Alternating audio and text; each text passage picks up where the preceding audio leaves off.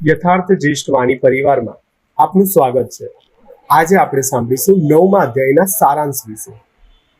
જે માણસો ધર્મમાં શ્રદ્ધા રાખતા નથી તેઓ મને ન પામતા આ મૃત્યુરૂપ સંસારના માર્ગમાં ભમ્યા કરે છે। મારા અવ્યક્ત સ્વરૂપ વડે આ સર્વ જગતમાં વ્યાપ્ત છે।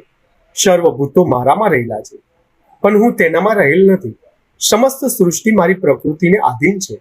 હું મારી પ્રકૃતિનો આશ્રય લઈને સમસ્ત ભૂતોના સમુદાયને વારંવાર સર્જું છું, પરંતુ સર્જનના તો કર્મોમાં હું આસહિત રહી અને ઉદાસીન પેટે હોય તો કર્મો મને બંધન કરતા થતા નથી। આ જગતનો પિતા, માતા, પાલન પોષણ કરનાર, કર્મફળ આપનાર અને પિતામહ હું જ છું। જાણવા યોગ્ય પવિત્ર ઓમકાર, ઋગ્વેદ, સામવેદ, અર્જુનવેદ પણ હું જ છું।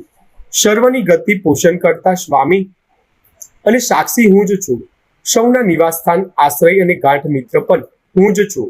સર્વની ઉત્પત્તિ, વ્યવસ્થિત આધાર તથા અવિનાશી બીજ પણ હું જ છું। અમરતા અને મૃત્યુ, સત અને અસત પણ હું જ છું। હું સર્વભૂતોમાં સમાન ભાવે રહેલો છું।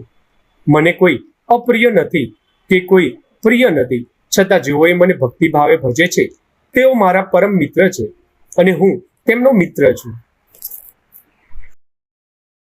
જો આજની કથાએ તમને પ્રેરણા આપી હોય તો વિડીયોને લાઈક કરો અને યથાર્થ જ્યેષ્ઠ વાણી પરિવારનો ભાગ બનવા માટે હમણાં જ સબસ્ક્રાઇબ કરો। તમારું એક સબસ્ક્રાઇબ અમને વધુ પ્રેરણાદાયક કથાઓ લાવવા માટે શક્તિ આપે છે। મળીએ ફરી એક નવી પ્રેરણા કથા સાથે। જય શ્રી કૃષ્ણ।